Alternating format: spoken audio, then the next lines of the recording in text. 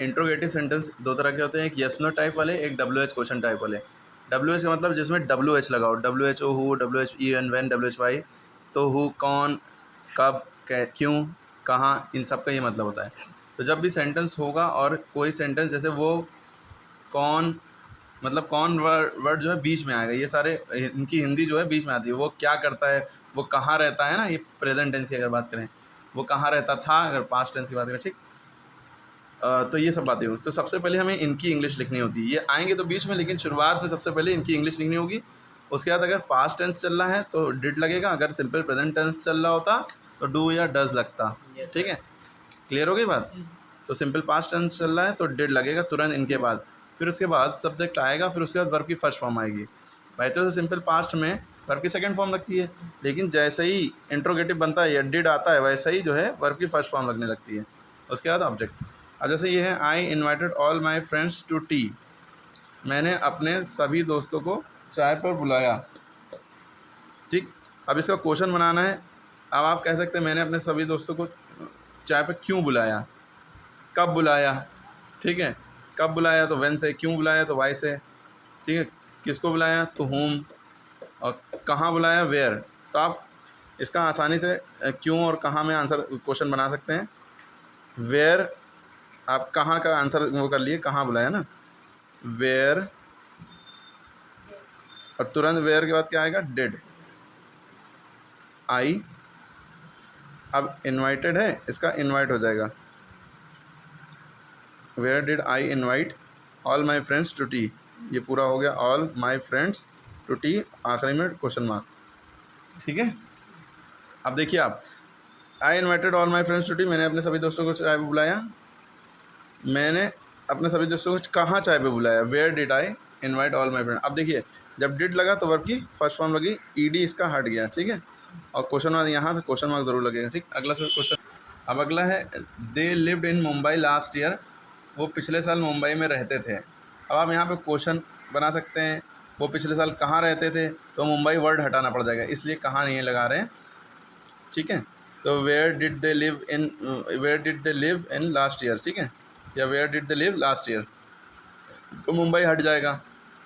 Clear है, आप वैसे भी कर सकते हैं, where did they live last year, वो पिछले साल कहाँ रहते थे, आंसर देंगे they lived in Mumbai last year. वो मुंबई में क्यों रहते थे, अगर आप क्वेश्चन बनाना चाह रहे हैं तो मुंबई भी लिखा रहेगा, मुंबई हटाना भी नहीं पड़ेगा। तो इसकी शुरुआत होगी क्यों रहते थे, तो वाई सबसे पहले लिखा, फिर डिड आया, वाई डिड, फिर दे, सब्जेक्ट आया, लिव का क्या हो जाएगा, लिव्ड का लिव, तो वाई डिड दे लिव इन मुंबई, वो मुंबई में क्यों रहते थे, लास्ट ईयर, और क्वेश्चन मार्क। ठीक, अगला है, आयुषी, सॉरी कुछ गड़बड़ हो गया क्या, हाँ चलिए, Ayushi went to see her aunty yesterday, Ayushi अपनी आंटी को देखने गई। तो आप यस्टरडे लगा है, तो आप यस्टरडे हटाना चाह रहे हैं तो आप वेन लगा देंगे, when did Ayushi go to see her aunty, तो उसका आंसर हो जाएगा Ayushi went to see her aunty yesterday. आप चाह रहे हैं यस्टरडे लगा रहे हैं तो इसका क्वेश्चन क्यों में बना दिया, वाई या फिर कब गई तो हो गया, क्यों गई क्यों में बना दिए तो वाई लगाना पड़ेगा, आंटी यस्टरडे लगा रहेगा। अगर आप किस में बनाना चाह रहे हैं तो आप कब में कर ली ज़्यादा सही रहेगा। वो मतलब आयुषी अपनी आंटी को देखने कब गई, तो इसका हो जाएगा व्हेन डिड आयुषी गो। अब देखिए डिड लगा है तो व्हेन की सेकंड फॉर्म, व्हेन जो सेकंड फॉर्म उसकी फर्स्ट फॉर्म लगेगी गो, जब डिड लग जाता है तो फर्स्ट फॉर्म लगती है, when did Ayushi go to see her aunty yesterday, आखिरी में क्वेश्चन मार्क। ठीक है बच्चे, अब आप हमें बताइए, my teacher taught me good thing, इसका आप ये कर सकती हैं, what did my teacher teach me, what did my teacher teach me. ठीक है, इस तरह के कर सकते हैं, फिर गुड थिंग्स हट जाएगा।